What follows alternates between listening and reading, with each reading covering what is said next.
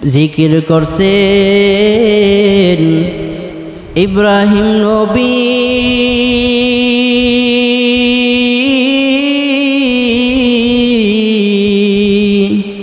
নমরুদের আগুনে জ্বলি।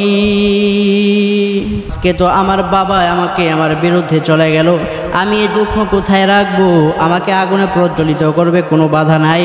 আমি কোনো অন্যায় করি নাই, আমি একটাই অন্যায় করছি, দ্বীনের দাওয়াত জমিনে দিয়েছি, আরও প্রয়োজনে জীবন ভর আমি দ্বীনের দাওয়াত দিব, কিন্তু কখনো বেঈমানের সামনে মাথা নত করব না।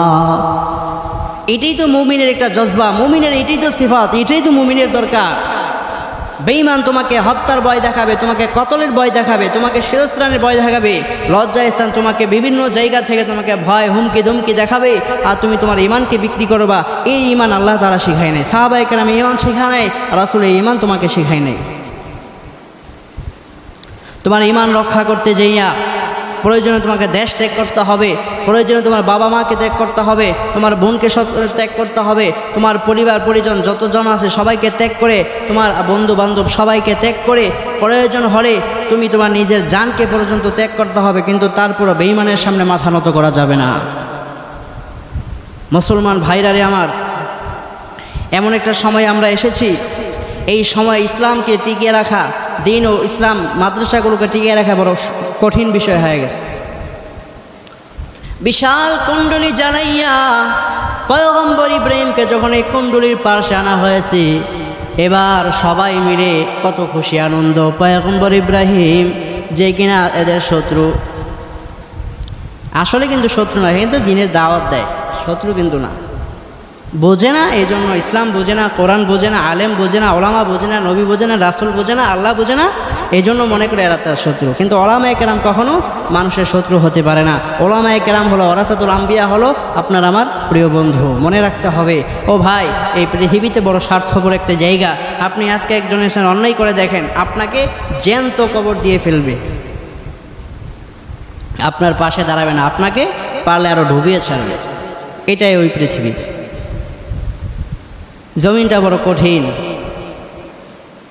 এই জমিনে এক আল্লাহর রুবুবিয়ত করতে হবে, ইবাদত করতে হবে। তো যখন প্রজ্বলি জ্বালানোর পরে ইব্রাহিম কানা হয়েছে, এবার তো তাকে ওই আগুনে নিক্ষেপ করতে হবে, কিন্তু কিভাবে? हर गोरी ने देने तू तैयार है, हर गोरी ने देने तू तैयार है, जो न मांगे उससे तू बेजार है। মানুষের কাছে চাইলে মানুষ বেজার হয়, মানুষের কাছে মানুষ চাইলেই বেজার হয়, আর আল্লাহর কাছে আল্লাহ চাইলেই খুশি হয়, আল্লাহর কাছে না চাইলে আল্লাহ বেরাজ হয়, নারাজ হয়। আজও পর্যন্ত যত মানুষ আল্লাহর কাছে চাইছেন, ততবার আল্লাহ চাইয়ার আগে দান করে দিয়েছেন, তাকে দিয়ে দিয়েছেন, কাউকে ফেরত দেয় নাই। আর মানুষের কাছে মানুষ যত বেশি চায়, তত বেশি কালারিং হয়, তত বেশি মানুষের বদনাম হয়, মানুষ তাকে তত বেশি দূরে দূরে সরাইয়া দেয়। এই জন্য রে বান্দা, যখনই বিপদে পড়বা, মুসিবতের মধ্যে পড়বা, তখনই আল্লাহর কাছে চায় নিবা। এর পয়গম্বর নবীর উম্মতেরা, অতীতের সমস্ত নবী আউলিয়া উলিয়া কেরামরা বারবার চাইছেন, ওলামায়ে কেরামরাও চেয়েছেন, বুজুর্গানে দিনেরা চেয়েছেন। তোমরাও চাইবা আল্লাহর কাছে, কোনো মানুষের কাছে না, কোনো মাজারের কাছে চাওয়া যাবে না, পীর ওলিয়া বন্ড বাবার কাছে চাওয়া যাবে না। আমাদের সমাজে তো এমনও হয়, আমরা যখন কোনো কিছুর প্রয়োজন হয় আল্লাহর কাছে চাই না, আল্লাহর কাছে চাই, আল্লাহর কাছে পরিবর্তে আমরা বাবার কাছে চাই। বাবার কাছে মানত করে গরু, ছাগল, হাম্বা, বেড়া, বকরি সব কিছু নিয়ে যায়, সব কিছু নিয়ে বাবা দরবারে হাজির করে আর বলে, ও বাবা, আমার তো একটা সন্তান দরকার, আমার ছেলে হয় না, মেয়ে হয় না, আমার সন্তান হয় না, আমাকে একটা সন্তান দাও। এটা একটা শিরকি। সন্তান চাইতে হবে আল্লাহর কাছে, সম্মান চাইতে হবে আল্লাহর কাছে। وَتُعِزُّ مَن تَشَاءُ وَتُذِلُّ مَن تَشَاءُ بِيَدِكَ الْخَيْرُ إِنَّكَ عَلَى كُلِّ شَيْءٍ قَدِيرٌ। আমি আল্লাহ যাকে চাই তাকে সম্মানিত করি, আবার যাকে চাই তাকে আমি বেইজ্জতি করি। পৃথিবীর মানুষ তোকে বেইজ্জতি করতে পারবে না, অসম্মানী করতে পারবে না আমি আল্লাহ যদি না চাই। এবং আমি আল্লাহ যদি চাই তাহলে কেউ তোমাকে সম্মানিত করতে পারবে না। এই জন্য যখন কিছু চাওয়ার প্রয়োজন হয় আল্লাহর কাছে চাও, আল্লাহর কাছে যাও। কারণ দুনিয়ার মানুষ তোমাকে দেবে না, দেবে একমাত্র আল্লাহ। বাবার কাছে চাইলে তুমি পাইবে না, বরং তোমার গরু ছাগল জানিয়ে যাইবা সবই ওই বেলাইনে চলে যাবে, লাইনে যাবে না, আল্লাহর পথে যাবে না। এরা শিরকি করবে, ফির কি করবে, এরা গুনার একটা বাঘ তোমার কবরে চলে যাবে। এই জন্য সঠিক পন্থায় আল্লাহ বলেন ইস্তাঈনু বিস-সাবরি ওয়াস-সালাহ। তুমি সালাত এবং ধৈর্যের মাধ্যমে তুমি আল্লাহর কাছে চাও। আল্লাহর কাছে অসংখ্য মানুষ চাইছেন ধৈর্যের মাধ্যমে, ধৈর্যের স্থির করেছেন, ধৈর্যের ইতিহাস সৃষ্টি করেছেন পয়গম্বর ইব্রাহিম আলাইহিস সালাম, ধৈর্যের ইতিহাস সৃষ্টি করেছেন পয়গম্বর আইয়ুব, নূহ আলাইহিস সালাম, আদম আলাইহিস সালাম, হযরতে মুহাম্মদুর রাসূলুল্লাহ সাল্লাল্লাহু আলাইহি ওয়াসাল্লাম। পয়গম্বর ইব্রাহিমকে আল্লাহ রাব্বুল আলামিন পরীক্ষা, যে জাত বিশাল কুণ্ডলী জ্বালাইয়া পয়গম্বর ইব্রাহিমকে যখন এই কুণ্ডলীর পাশে আনা হয়েছে, এবার সবাই মিলে কত খুশি আনন্দ। পয়গম্বর ইব্রাহিম যে কিনা এদের শত্রু, আসলে কিন্তু শত্রু না, কিন্তু দিনের দাওয়াত দেয়, শত্রু কিন্তু না। বোঝে না, এই জন্য ইসলাম বোঝে না, কোরআন বোঝে না, আলেম বোঝে না, ওলামা বোঝে না, নবী বোঝে না, রাসূল বোঝে না, আল্লাহ বোঝে না, এই জন্য মনে করে এরা তার শত্রু। কিন্তু ওলামায়ে কেরাম কখনো মানুষের শত্রু হতে পারে না। ওলামায়ে কেরাম হলো ওরাসাতুল আম্বিয়া, হলো আপনার আমার প্রিয় বন্ধু। মনে রাখতে হবে ও ভাই, এই পৃথিবীতে বড় স্বার্থপর একটা জায়গা। আপনি আজকে একজনের সাথে অন্যায় করে দেখেন, আপনাকে জ্যান্ত কবর দিয়ে ফেলবে, আপনার পাশে দাঁড়াবে না, আপনাকে পারলে আরো ডুবিয়ে ছাড়বে। এটাই ওই পৃথিবী। জমিনটা বড় কঠিন, এই জমিনে এক আল্লাহর রুবুবিয়ত করতে হবে, ইবাদত করতে হবে। আলহামদুলিল্লাহ আলহামদুলিল্লাহিল্লাযী জাআলা আশ-শামসা ওয়াল কমারা বিহুসবান ওয়ান নাজমা ওয়াশ-শাজারা ইয়াসজুদান وإنسانا على إنسان ونشهد أن لا إله إلا الله وحده لا شريك له ونشهد أن سيدنا وسندنا وحبيبنا ومولانا محمدا عبده ورسوله الذي أرسله الله تعالى بالحق بشيرا ونذيرا وداعيا إلى الله بإذنه وسراجا وقمرا منيرا وبعد فأعوذ بالله من الشيطان الرجيم بسم الله الرحمن الرحيم يا أيها الذين آمنوا استعينوا بالصبر والصلاة إن الله مع الصابرين وقال النبي صلى الله عليه وآله وسلم ألا كلكم راع وكلكم مسؤول صدق الله مولانا العظيم وصدق رسوله النبي الكريم ونحن على ذلك من الشاهدين والشاكرين والذاكرين والحمد لله رب العالمين سبحانك لا علم لنا إلا ما علمتنا إنك أنت العليم الحكيم رب اشرح لي صدري ويسر لي أمري واحلل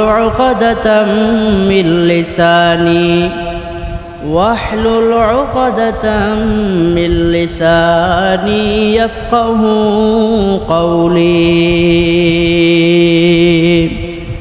محمد نے آकर کفر کو مٹایا محمد نے آकर کفر کو مٹایا کفر کو مٹا کر صداقت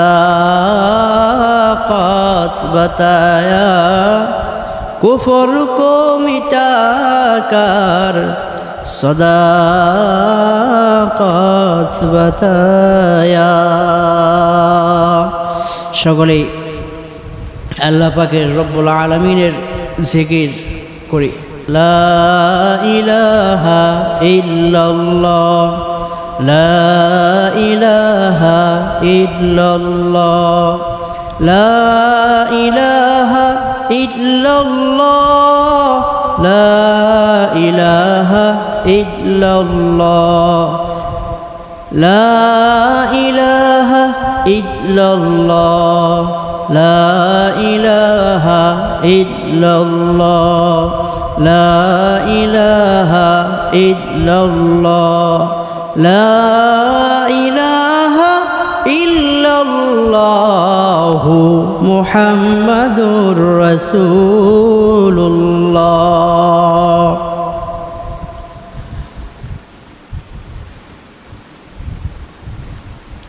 सूरज ने दिया अपने शुआओं का पैगाम सूरज ने दिया अपने शुआओं का पैगाम मोहतरम हाज़रीन আপনি আমি আল্লাহ রাব্বুল আলামিন পৃথিবীতে কেন সৃষ্টি করেছেন সৃষ্টির কারণগুলো সৃষ্টি করার পূর্বে আল্লাহর এক ভিন্ন প্রাণী ফেরেশতাদেরকে জিজ্ঞেস করেছিলেন এরে ফেরেশতা আমি তো দুনিয়ার জমিনে মানুষ সৃষ্টি করতে চাচ্ছি তোমরা কি বলো ফেরেশতারা জবাব দিয়েছিলেন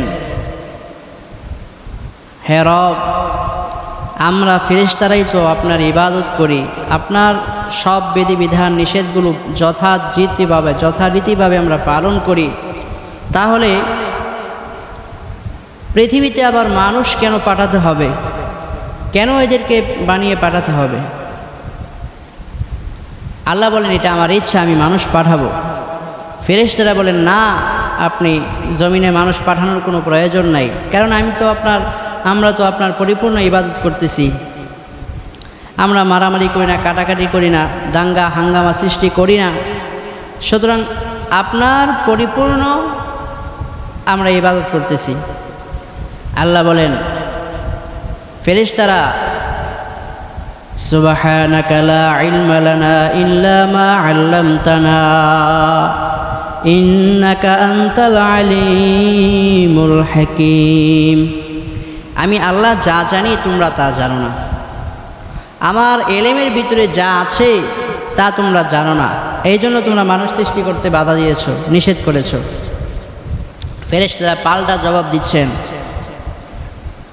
ইয়া আল্লাহ অতীতে তো জিন জাতিদেরকে পাঠিয়েছিলেন অতীতে অনেক সৃষ্টি করেছেন যারা জমিনের মধ্যে গিয়ে তারা মারামারি হাঙ্গা দাঙ্গা বিভিন্ন জায়গায় তারা ফিতনা ফাসাদ সৃষ্টি করেছে রক্তাক্ত ইতিহাস সৃষ্টি করেছে আপনি এরপরও কেন সৃষ্টি করবেন আল্লাহ বলেন আমি কেন সৃষ্টি করব সেই কারণ আমি জানি মোহতারাম হাজরিন সুতরাং আমাদেরকে কেন সৃষ্টি করলেন আল্লাহ তাআলা ভিন্ন এক আয়াতের মধ্যে বলেন, ওয়ামা খালাকতুল জিন্না ওয়াল ইনসা ইল্লা লিয়াবুদুন। এরে দুনিয়ার মানুষেরা, আমি আল্লাহ তাআলা তোমাদেরকে কেন সৃষ্টি করেছি? ওয়ামা খালাকতুল জিন্না ওয়াল ইনসা, আল্লাহ বলেন আমি মানুষ তোমাদেরকে সৃষ্টি করি নাই। ওয়ামা খালাকতু, আমি সৃষ্টি করি নাই জিন্না ওয়াল ইনসা, জিন এবং মানুষকে আমি সৃষ্টি করি নাই। ইল্লা, তবে হা, লিয়াবুদুন, আমি সৃষ্টি করি নাই কিন্তু সৃষ্টি করেছি। কেন? ইল্লা লিয়াবুদুন, একমাত্র আমি রবের ইবাদতের জন্য, আল্লাহর ইবাদতের জন্য আমাদেরকে সৃষ্টি করা হয়েছে। আমরা আল্লাহর ইবাদত করব। বিপদে মুসিবতে যখনই যত সময় আসবে আমরা আল্লাহর শুকরিয়া আদায় করব। আল্লাহর যথাযথ আইন বিধিবিধানগুলো মেনে আমাদের জীবনকে পরিচালিত করতে হবে। মোহতারাম হাজরিন, একটা কথা না বললেই না, আমরা অনেক সময় বিপদের সম্মুখীন হই। আল্লাহ রব্বুল আলামিন বলেন, আমি বান্দাকে কয়েকটা বিষয় দিয়ে পরীক্ষা করব, বিপদ মুসিবত দিয়ে পরীক্ষা করব। বান্দা তুমি বিপদে পড়ে আল্লাহকে ভুলে যাও, নাকি আল্লাহর উপর আস্থা বিশ্বাস করে সামনের দিকে আগায় চলো। আল্লাহ তাআলা ভিন্ন আয়াতের মধ্যে বলেন, ইয়া আইয়ুহাল্লাযীনা আমানুস্তাঈনু বিস-সাবরি ওয়াস-সালাহ। এরে মানুষেরা, তোমরা যখন মুসিবতের মধ্যে পড়ে যাও তখন তোমরা নৈরাশ হয় না। আল্লাহ বলেন, ইয়া ইবাদিয়াল্লাযীনা আসরাফু আলা আনফুসিহিম লা তাকনাতু মির রাহমাতিল্লাহ। আমি আল্লাহর রহমত থেকে তোমরা নিরাশ হয়ে যাও না, হয়রাশ হয়ে যেও না। আমি আল্লাহর দরবার থেকে তোমরা ফিরে যেও না। দুনিয়ার মানুষেরা, এদের কাছে যদি কোনো কিছু চাওয়া হয়, হাত পাতা হয়, একবার দেয়, দুইবার দেয়, তৃতীয়বার যখন আমি বলি ও ভাই আমাকে কিছু টাকা ধার দাও, আমাকে এই জিনিসের প্রয়োজন ব্যবস্থা করে দাও, দুনিয়ার মানুষ তারা একদিন দেয়, 2 দিন দেয়, 3 দিন দেয়, কিন্তু চতুর্থ দিন গেলে গলা ধাক্কা দিয়ে ঘর থেকে বের করে দেয়। আল্লাহ বলেন, এরে পৃথিবীর মানুষেরা, আমি তোমাকে একবার দেব না, 2বার দেব না, 3বার দেব না, আমি তোমাকে প্রয়োজনে শত শতবার, হাজার হাজার লক্ষ বার, কোটি কোটি বার তোমাকে আমি দান করব, তোমাকে আমি মাফ করব। তুমি অন্যায় করবা, আমার কাছে আবার মাফ চাইবা। এটাই তো বান্দা তোমাদের কারণ। তুই অন্যায় করবি, আবার তো আমার কাছে মাফ চাবি, এটাই তো আমি আল্লাহ, আমি তোকে মাফ করব। আমি তোকে যা কিছু প্রয়োজন, তোর টাকার প্রয়োজন, তোমার কি প্রয়োজন, তোমার ব্রেনের প্রয়োজন, তোমার খ্যাতির প্রয়োজন, তোমার সফলতার প্রয়োজন, আমি আল্লাহর কাছে চাও, আমি তোমাকে দান করব। এজন্য আমরা দুনিয়ার মানুষের কাছে না চাইয়া আমরা চাবো আল্লাহর কাছে। আমরা কার কাছে চাবো? আল্লাহর কাছে যাবো, কারণ একমাত্র আল্লাহই দেনেওয়ালা। हर गोरी ने देने तू तैयार है, हर गोरी ने देने तू तैयार है, जो न मांगे उससे तू बेजार है। মানুষের কাছে চাইলে মানুষ বেজার হয়, মানুষের কাছে মানুষ চাইলেই বেজার হয়, আর আল্লাহর কাছে আল্লাহ চাইলেই খুশি হয়। আল্লাহর কাছে না চাইলে আল্লাহ বেরাজ হয়, নারাজ হয়।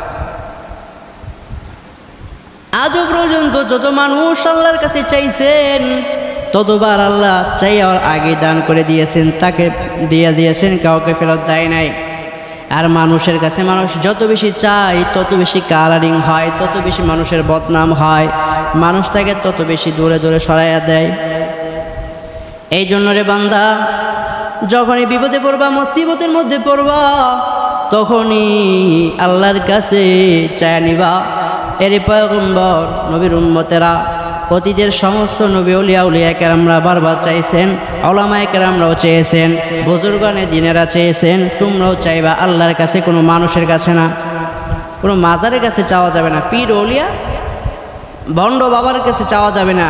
আমাদের সমাজে তো এমনও হয়, আমরা যখন কোনো কিছুর প্রয়োজন হয় আল্লাহর কাছে চাই না, আল্লাহর কাছে চাই, আল্লাহর কাছে পরিবর্তে আমরা বাবার কাছে চাই। বাবার কাছে মানত করে গরু, ছাগল, হাম্বা, বেড়া, বকরি সব কিছু নিয়ে যায়, সব কিছু নিয়ে বাবা দরবারে হাজির করে আর বলে, ও বাবা, আমার তো একটা সন্তান দরকার, আমার ছেলে হয় না, মেয়ে হয় না, আমার সন্তান হয় না, আমাকে একটা সন্তান দাও। এটা একটা শিরকি। সন্তান চাইতে হবে আল্লাহর কাছে, সম্মান চাইতে হবে আল্লাহর কাছে। ওয়া তুইজ্জু মান তাশা ওয়া তুযিল্লু মা তাশা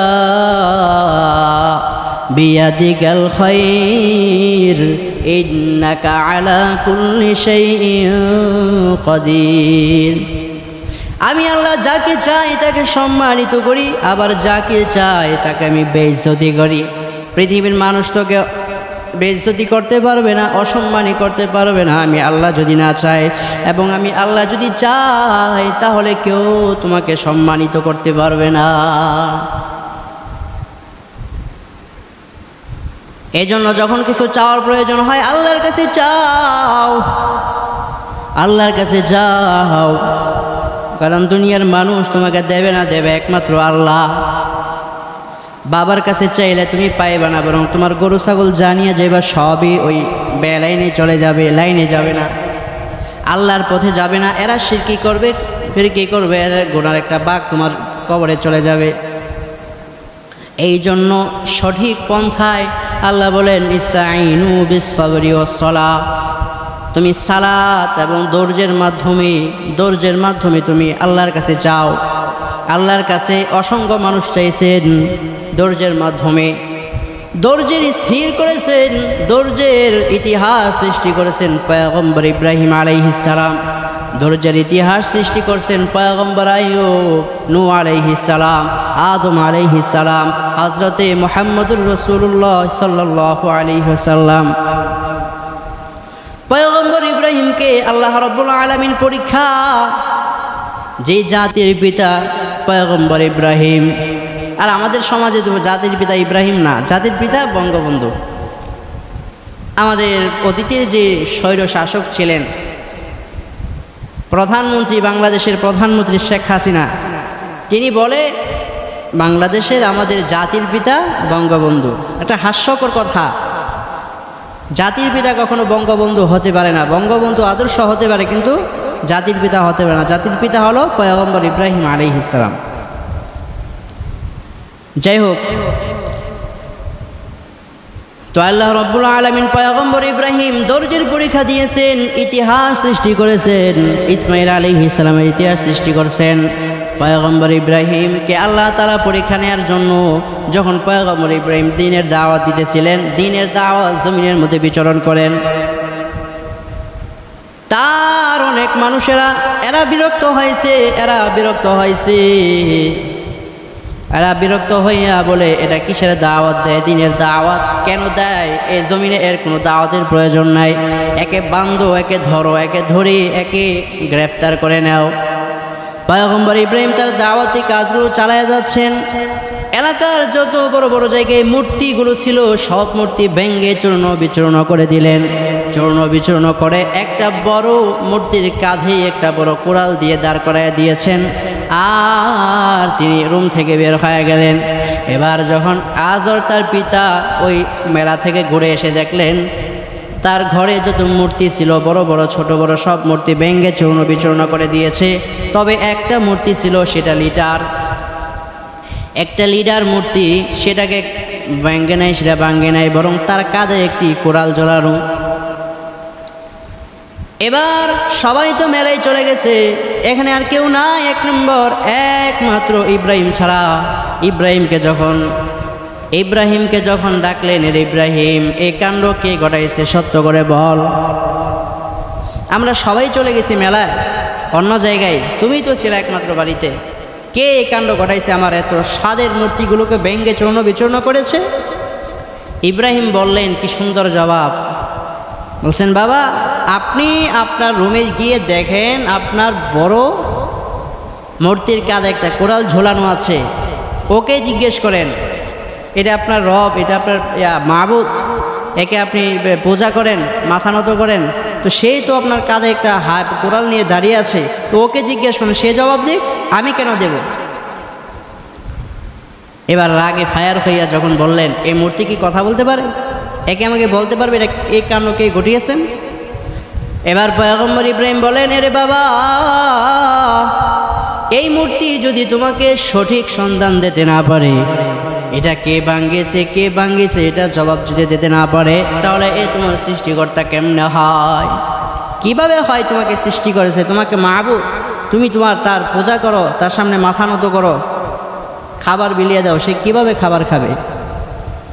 এই কথা কেন বললেন? দিনের পথে কেন দাওয়াত দিলেন? হাজর রাগান্বিত হয়ে নমরুদের কাছে গেলেন, গিয়ে বললেন, আমার সাথে এরকম অবিচার হয়েছে, আমার মূর্তিগুলো যেগুলো ছিল সব ভেঙে চূর্ণ বিচূর্ণ করে দিয়েছে, এর বিরুদ্ধে একটা কঠিন পদক্ষেপ নিতে হবে। এবার যখন আজর পয়গম্বর ইব্রাহিমের পিতা যখন নমরুদের কাছে গেলেন আর গিয়ে বললেন, আমার সাথে এরকম কর্মকাণ্ড ঘটিয়েছে, সত্যতা সে স্বীকার করছে না, এর বিরুদ্ধে একটি অবস্থান নিতে হবে। নমরুদ রাগান্বিত রাগ হয়ে জিজ্ঞেস করলেন, কারণ তো বলতেছে না, কে করেছে? এই জন্য যখন বললেন যে এটা তো মাবুদ হতে পারে না, সৃষ্টিকর্তা হতে পারে না, রব হতে পারে না, এই কথা যখন বলেই দিলেন, তখন তো আর জানার বাকি নাই এটা যে ইব্রাহিম করেছে। এবার নমরুদ বলতেছেন, ইব্রাহিম, তুমি যে দিনের দাওয়াত দাও, জমিনের মধ্যে এই দাওয়াত আর দেওয়া চলবে না, আর চলবে না, এটা দাওয়াত দেওয়া প্রয়োজন নাই। রাগে রাগান্বিত হইয়া তার সৈন্যদলকে বলে, এরে আমার লোক সমাজেরা, তোমরা একটা কাজ করো, যে যেখান থেকে পারো বিশাল বড় বড় অগ্নি প্রজ্বলি জ্বালাইয়া একটা জায়গায় জড়ো করো। তাফসীরের মধ্যে আসছে, যখন পয়গম্বর ইব্রাহিমকে এই অগ্নি প্রজ্বলিতের মধ্যে ফেলাবে, বিশাল কুণ্ডলী জ্বালাইয়া পয়গম্বর ইব্রাহিমকে যখন এই কুণ্ডলীর পাশে আনা হয়েছে, এবার সবাই মিলে কত খুশি আনন্দ। পয়গম্বর ইব্রাহিম যে কিনা এদের শত্রু, আসলে কিন্তু শত্রু না, কিন্তু দিনের দাওয়াত দেয়, শত্রু কিন্তু না, বোঝে না। এই জন্য ইসলাম বোঝে না, কোরআন বোঝে না, আলেম বোঝে না, ওলামা বোঝে না, নবী বোঝে না, রাসূল বোঝে না, আল্লাহ বোঝে না, এই জন্য মনে করে এরা তার শত্রু। কিন্তু ওলামায়ে কেরাম কখনো মানুষের শত্রু হতে পারে না। ওলামায়ে কেরাম হলো ওয়ারাসাতুল আম্বিয়া, হলো আপনার আমার প্রিয় বন্ধু। মনে রাখতে হবে, ও ভাই, এই পৃথিবীতে বড় স্বার্থপর একটা জায়গা। আপনি আজকে একজনের সাথে অন্যায় করে দেখেন, আপনাকে জ্যান্ত কবর দিয়ে ফেলবে, আপনার পাশে দাঁড়াবে না, আপনাকে পারলে আরো ডুবিয়েছে। এটাই ওই পৃথিবী। জমিনটা বড় কঠিন, এই জমিনে এক আল্লাহর রুবুবিয়ত করতে হবে, ইবাদত করতে হবে। তো যখন প্রজ্বলি জ্বালানোর পরে ইব্রাহিম কানা হয়েছে, এবার তো তাকে ওই আগুনে নিক্ষেপ করতে হবে, কিন্তু কিভাবে? পয়গম্বর ইব্রাহিমকে যখন আগুনের মধ্যে ফেলাইতে চায়, কিন্তু সম্ভব হচ্ছে না। কে ফেলাইবে? ওই সময় শয়তান মানুষ রূপে বানাইয়া, মানুষ হইয়া ওই কুণ্ডলীর পাশে এসে হাজির হয়ে গেছে। এবার নমরুদের কানে কানে বলে, আরে নমরুদ, তুমি যতই চাও এই ইব্রাহিমকে আগুনে ফেলাইবা, এটা তো ওই ইব্রাহিম, যে ইব্রাহিম আল্লাহর ইবাদত করে, আল্লাহকে বিশ্বাস করে, এটা তো ওই আল্লাহকে বিশ্বাস করে। ওই আল্লাহ, যে আল্লাহ তোকে বানাইছে, আমাকে বানাইছে, সবাইকে বানাইলো, এই আল্লাহকে বিশ্বাস করে, আল্লাহর উপর বিশ্বাস আছে, এই জন্য আল্লাহ তাকে সহযোগিতা দিয়া গোটা আগুনের প্রজ্বলিত গেরাউকল দিয়ে, ফেরেশতা দিয়ে গেরাউকল করে রেখেছে। এবার যখন এই নমরুদের কাছে শয়তানি প্ররোচনা দিয়েছে, এই কথা যখন বইলা দিয়েছে, বলে কি করতে হবে তাহলে? বলে এমন একজন লোককে এখানে আনো, যে ইব্রাহিমকে এমন এক অবস্থায় নিয়ে আসো, তার জামাগুলো খুলে ফেলতে হবে, উলঙ্গ বানাইয়া ফেলতে হবে।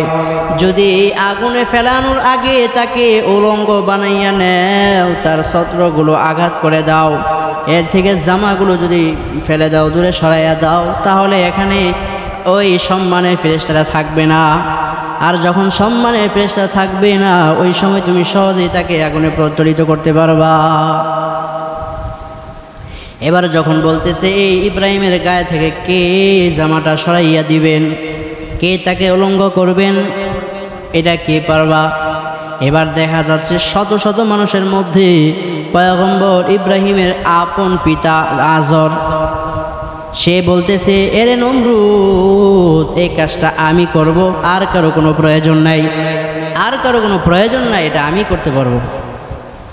এবার যখন তাফসীরের মধ্যে আসছে, নিজের বাবা হইয়া সন্তানকে যখন উলঙ্গ করতে চায়, শিরস্নান যখন করতে চায়, উলঙ্গ করা ফেলাইতে চায়, তখন পয়গম্বর ইব্রাহিম নিরুপায় হইয়া আল্লাহর দিকে তাকায়া বলতেছেন, ওরে আল্লাহ, আমার বাবা, সে যদি, ইব্রাহিম বলতেছেন, সন্তান যদি বিপদে পড়ে তাহলে মায়ের কাছে যায়, মাটাও যদি তাড়ায় দেয় বাবার কাছে যায়, বোনের কাছে যায়, অবশেষে বাবার কাছে ফিরে যায়। কিন্তু আজকে তো আমার বাবা আমাকে আমার বিরুদ্ধে চলে গেল, আমি এই দুঃখ কোথায় রাখবো? আমাকে আগুনে প্রজ্বলিত করবে, কোনো বাধা নাই, আমি কোনো অন্যায় করি নাই, আমি একটাই অন্যায় করছি, দ্বীনের দাওয়াত জমিনে দিয়েছি, আরও প্রয়োজনে জীবন ভর আমি দ্বীনের দাওয়াত দিব, কিন্তু কখনো বেঈমানের সামনে মাথা নত করব না। এটাই তো মুমিনের একটা জজবা, মুমিনের এটাই তো সিফাত, এটাই তো মুমিনের দরকার।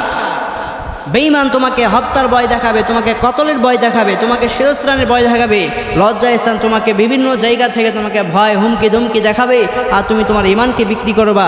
এই ইমান আল্লাহ তাআলা শিখায় নাই, সাহাবায়ে কেরাম ইমান শিখায় নাই, রাসূল এই ইমান তোমাকে শিখায় নাই। তোমার ইমান রক্ষা করতে যাইয়া প্রয়োজনে তোমাকে দেশ ত্যাগ করতে হবে, প্রয়োজনে তোমার বাবা মাকে ত্যাগ করতে হবে, তোমার বোনকে ত্যাগ করতে হবে, তোমার পরিবার পরিজন যতজন আছে সবাইকে ত্যাগ করে, তোমার বন্ধু বান্ধব সবাইকে ত্যাগ করে, প্রয়োজন হলে তুমি তোমার নিজের জানকে পর্যন্ত ত্যাগ করতে হবে, কিন্তু তারপরও বেঈমানের সামনে মাথা নত করা যাবে না। মুসলমান ভাইরারে আমার, এমন একটা সময় আমরা এসেছি, এই সময় ইসলামকে টিকিয়ে রাখা, দিন ও ইসলাম মাদ্রাসাগুলোকে টিকিয়ে রাখা বড় কঠিন বিষয় হয়ে গেছে। এবার যখন পয়গম্বর ইব্রাহিমকে আগুনে ফেলায়, আল্লাহর কাছে কান্না করে বলে, আল্লাহ, আপনি যদি আমার সহায় না হন তাহলে কিন্তু আগুনে আমি পড়ে যাব। আল্লাহর কাছে যখন সহযোগিতা চাইলেন, তখন আল্লাহ বলেন, তুমি যাও, আগুনে যাও, তোমার কোনো ক্ষতি হবে না। এবার পয়গম্বর ইব্রাহিমকে নমরুদ যখন ওই আগুনে ফেলাইছেন, ফেলানোর পর যখন পয়গম্বর ইব্রাহিম ওই আগুনের মধ্যে যাওয়ার পর তাকায় দেখতেছে অন্যান্য মানুষ নমরুদ সহকারে, এরা যখন দেখেন পয়গম্বর ইব্রাহিম আগুনের মধ্যে ঝাঁপ দিয়া বড় বড় সুন্দর সুন্দরভাবে জিকির করতেছে আর হাসতেছে, এত বড় আগুনের মধ্যে যখন পয়গম্বর ইব্রাহিম জিকির করেন আর জিকির করে আল্লাহকে ডাকে, বলে জিকির করছেন ইব্রাহিম নবী,